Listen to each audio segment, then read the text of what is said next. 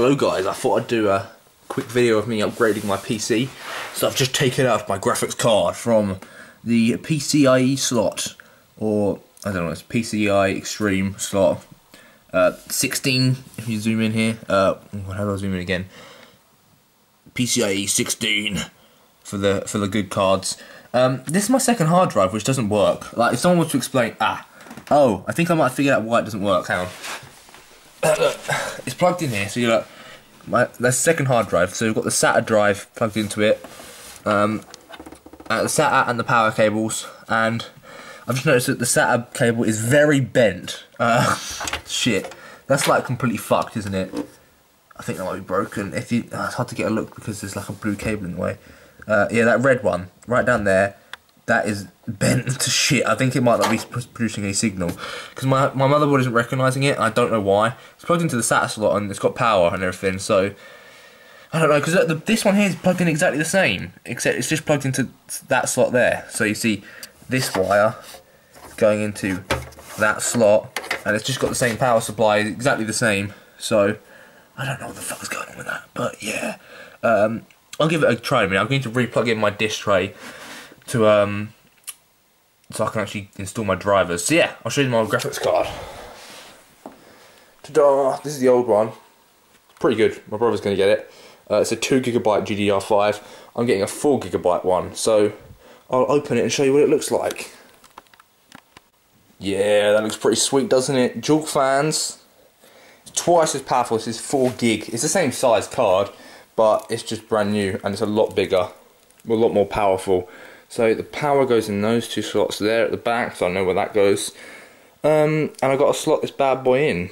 So I should probably come back once I put it in, because otherwise I'm going to end up like breaking shit. Oh, it's got a little film layer on it, so I'll take that off as well. And hopefully this will actually work. It should be more powerful. Let me just check the end slots to make sure they're the same. End slots are... yeah, they're the same. They're just different colours. Okay, cool. So it should definitely run on my screen then. That's what I was worried about. It's going to be a monster. Oh yeah, this was 170 quid. Reduced from 550. So this better be good. I'll have a look. So there we go. The new AMD Sapphire is installed. The power goes in at the ends there, if you can just about see. And yeah, it looks pretty badass, doesn't it, with the dual fans? You won't be able to see it much in the case, but it's actually more compact than the other one. If I just grab the other one, which is still kind of warm, it's actually like almost smaller. It is smaller, especially at the back, but it's apparently twice as powerful. So that's good news. Hopefully it will run twice as fast. Oh man, I'm excited to make sure, to see if it works. So yeah, now I'm going to have to turn the computers on and install the drivers, and hopefully it actually runs. So we'll test that now.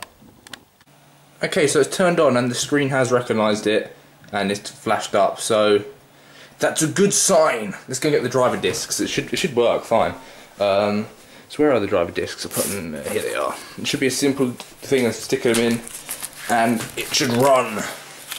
So that looks pretty cool from the inside. So yeah, you can see my liquid cooling glowing blue at the back, and that's my massive liquid cooling fan. So those fans there cool the processor right at the back. So that Antec cooler, it was like 80 quid. So it's not too bad for liquid cooling. It makes the computer just way faster. It's a good investment, but you need space. Like, it hardly fits in my computer case, and it's not a small case, but it's really not a big case. I'm gonna get a half tower next computer I get, but the graphics card in there should hopefully run like a boss. I can hear the fans on it spinning actually right now. So I'll try and install some drivers and see what happens. Okay, so the drivers are installing. Oh, they're done. Installation complete. I did notice something that's slightly worrying. Now, if you look on this, I'll zoom right in so you can see. It only has a total of 600 watts. That's not good. I thought it had more capacity than that, my power unit. So the recommended for the graphics card is 500 watts alone. I don't know if it's alone or whether that's like the power unit in total, but yeah, it's it might burn it out pretty quick. The other one must have just used quite a lot though, because it's pretty big and powerful as well. So I don't know. Maybe, well, worst comes to worst, I'll blow that up and I'll have to get it replaced, and it'll cost me like an extra £50. But I think I'll be good. I mean, if the power unit blows up, it doesn't damage any of the components. It just burns out basically, and it won't produce power anymore. But I think I'm okay. The next step, now that's worked, is to actually sort out my screen readers again. So this is a 1080 monitor, and it's like really massive icons and shit. So I'm gonna have to fix that. And then I'll try and get my hard drive to work again, and hopefully it will, because I need it badly. So yeah, catch you in a minute. Right, now Kate, now I'm going to show you what I'm going to do, and if I'm doing something wrong here, let me know, because I've done this before and it just doesn't work. So, in my disk tray, obviously you've got the SATA cable and the like the data transfer cable, power cable, and it will go down into. I'm going to basically take it out of the disk tray and put it into my new 2 TB hard drive. All right, so it'll be set up fine. The one beneath it is like set up identically. So I'm going to quickly plug that in, and I'll show you once I've done it, and you can tell me if I've done it wrong. It might work at the end of this video. I never know. It might fucking work suddenly. But I've tried it a lot and it just doesn't seem to want to do it. Okay, so now the SATA cable and the power cable are both plugged in. The SATA is the blue one. The power is the one that says SATA. Because that comes straight from my power unit up here. It's just wound all the way down. So now when I turn my, obviously the power's not on. I'm not stupid. I've turned off the power and it's unplugged. This thing should turn on. This button doesn't do anything. It's not even a button. It's like just a thing. So I don't really know why it won't boot up. I'm really like lost, but I'll see. Because last time I did this, it wouldn't even turn on. I had to unplug it and then just decided it wanted to work again. So maybe it's using up too much power. I don't really know. I mean, it shouldn't use up much power really. It's only a hard drive. It's not like this monstrous thing here or my processor. So let me give it a whack.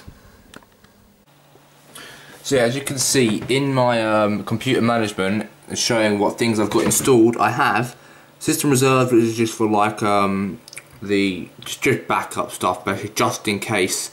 And then the C drive, which is a partition of my other hard drive, which is 931 gigs, of which not much is free.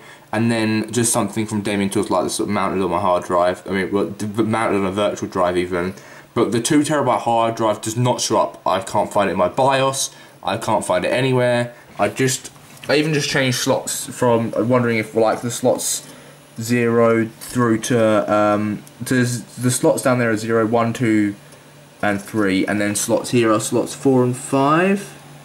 There you go, slots 4 and 5. So I plugged in slot 4, but no, it doesn't want to know anything about it.